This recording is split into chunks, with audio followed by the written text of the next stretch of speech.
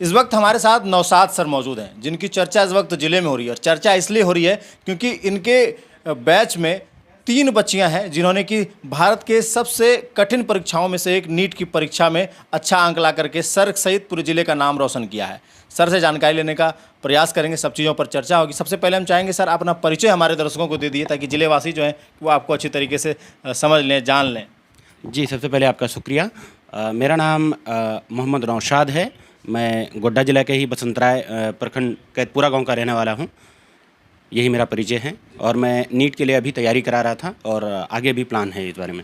Sir, कितने दिन से आप बच्चों को जो है किस तरीके की तैयारी करवा रहे हैं?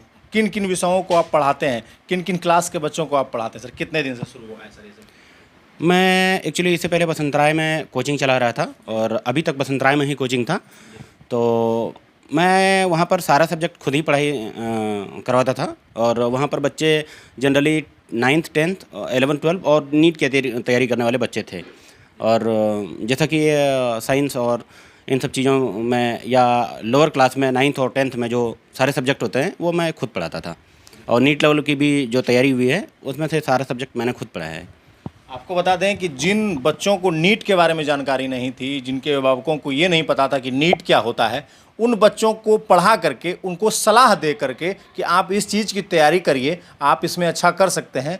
उसके बाद उस चीज़ को तैयारी करवा करके उनमें से रिजल्ट निकाल कर सर ने दिया है। सर, ये कैसे हुआ? जिनके अभिभावकों को पता नहीं था कि नीट क्या है, उनके बच्चों को आपने उस जगह पर लाया। अगर वो आज कुछ उन्होंने निकाला है उसके पीछे सबसे बड़ा योगदान आपका। सर, कैसे दिमाग में आया?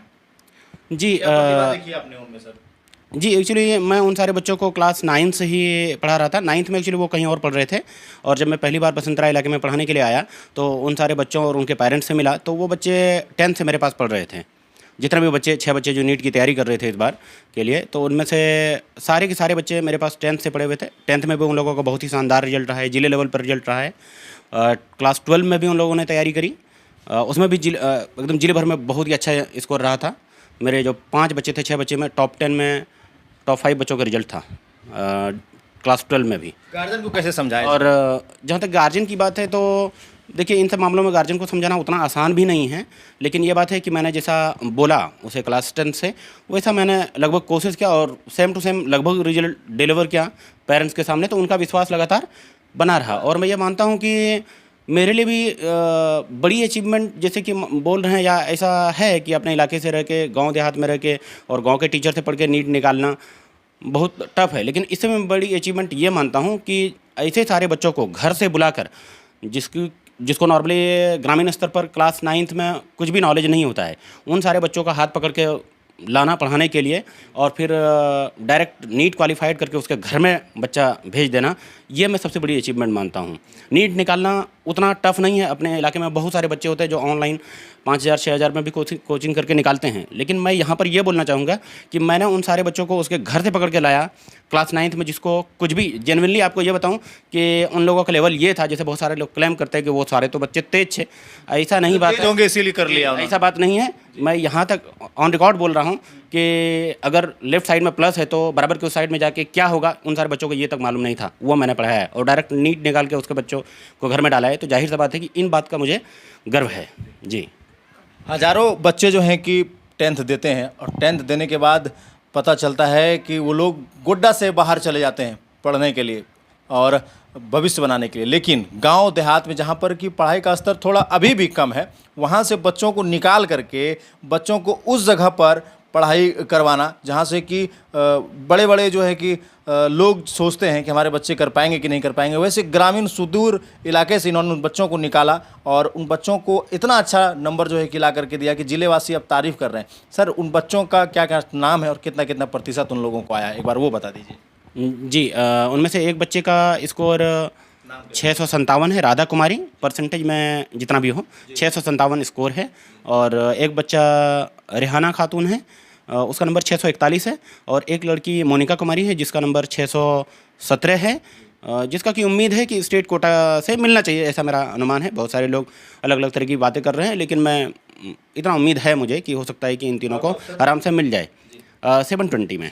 जी, और जो बाकी 3 बच्चे थे, जो 6 बच्चे थे, उनका भी स्कोर बहुत ही अच्छा है। मैं अपने लेवल पर संतुष्ट हूँ। हाँ, मैं ये मानता हूँ कि 600 स्कोर एक माइलस्टोन होता है, उसको पार करते तो ज़्यादा अच्छा रहता है, पर उन लोगों का भी स्कोर 500 और 550 के बीच में है, तो मेरे हिसाब से वो भी स्कोर बहुत अच्छा है। आप अपने अगल बगल में नज़र दौड़ाएंगे तो बहुत सारे ऐसे बच्चे मिलेंगे जो 500 के बैरियर को भी क्रॉस नहीं कर पाते हैं। मतलब अगली बार जो मेहनत करेंगे तो फाड़ के रख देंगे। जी बिल्कुल। मैं और ऐसा सबसे बड़ी बात तो यह है कि तीनों की तीनों बच्चियां हैं। जी 6 बच्चे 6 लड़कियां ही 6 थी। लड़कियां ही हैं आपके जी पास। जी 6 जी में से 3 ने निकाल लिया है। जी ये देखिए, ये है एक जज्बा बच्चे के अंदर और एक शिक्षक के अंदर कि हाथ पकड़ के कि उनको लाना और उनको पढ़ाना। और जब जिस तरीके से अब उन्होंने वो रिजल्ट दिया है तो काफ़ी खुशी सर के साथ में पूरे जिलेवासियों को हो रही है। सर क्या बताइएगा, अब जिले की जो लोग अब जिले के जो लोग हैं, जिले के जो बच्चे हैं, वो अब आप आपसे पढ़ना चाह रहे होंगे, तो क्या कुछ है जिले में, कब आप कदम रख रहे हैं?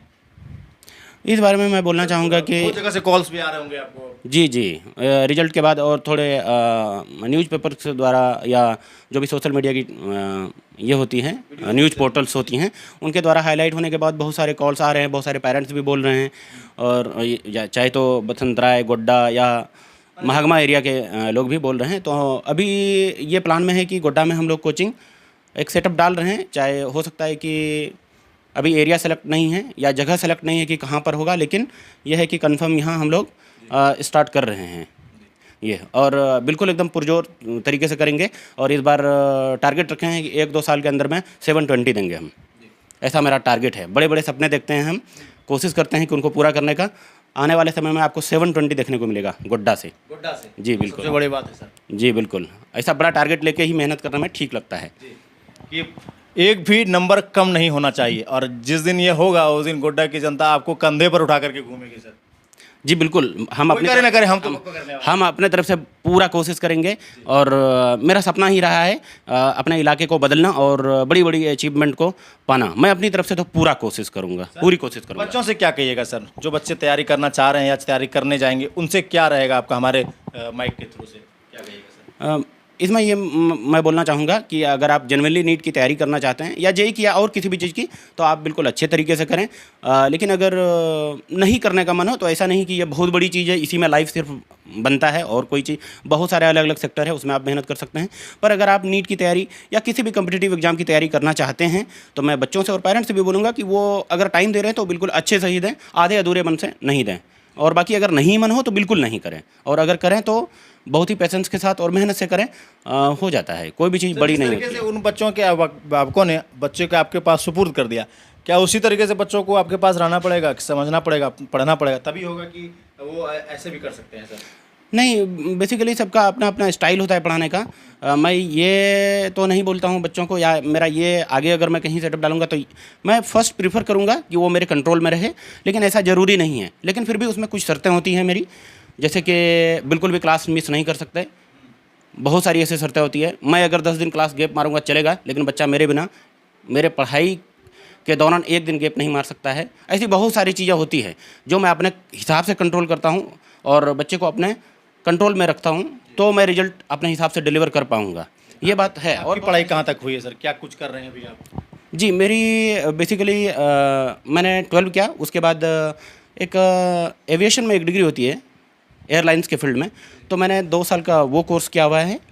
और उसके बाद मैं इंडिगो एयरलाइंस, एक इंडिगो एयरलाइंस है प्राइवेट कंपनी, वहाँ पर मैं जॉब कर रहा था, कुछ दिन बेंगलोर और कुछ दिन हैदराबाद में। जी, उसके बाद आप फिर यहाँ आ गए? जी, उसके बाद मैं जॉब के दौरान ही जॉब को क्विट करके अपने इलाके में आया था पढ़ाने के लिए। जी, बहुत बहुत धन्यवाद सर आपका।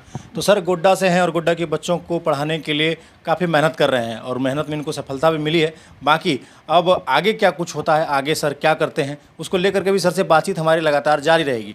अगर गोड्डा में इनका सेंटर खुलता भी है तो आप लोगों तक वो खबर हम जरूर पहुँचाएँगे। बाकी जो बच्चे इनसे पढ़ना चाहते हो, सर से बातचीत करना चाहते हो, कमेंट में ज़रूर लिखिएगा। और उन लोगों से मेरा अनुरोध है कि जो लोग इस वीडियो को देख रहे हैं, उस वीडियो को आप शेयर अवश्य कर दीजिएगा, ताकि उन लोगों तक ये चले जाए बात कि पढ़ने के लिए मोटी रकम या फिर मोटे बिछावन की ज़रूरत नहीं होती है। कोई गांव से निकलकर, एक छोटे कस्बे से निकलकर भी बच्चे अच्छा कर सकते हैं और वो लोग भी ज़िले का नाम रोशन कर सकते हैं। बाकी और तस्वीरें और जानकारी आप लोगों तक साझा अवश्य करेंगे। बने रहिएगा हमारे साथ, देखते रहिए ज़िला जवाहर।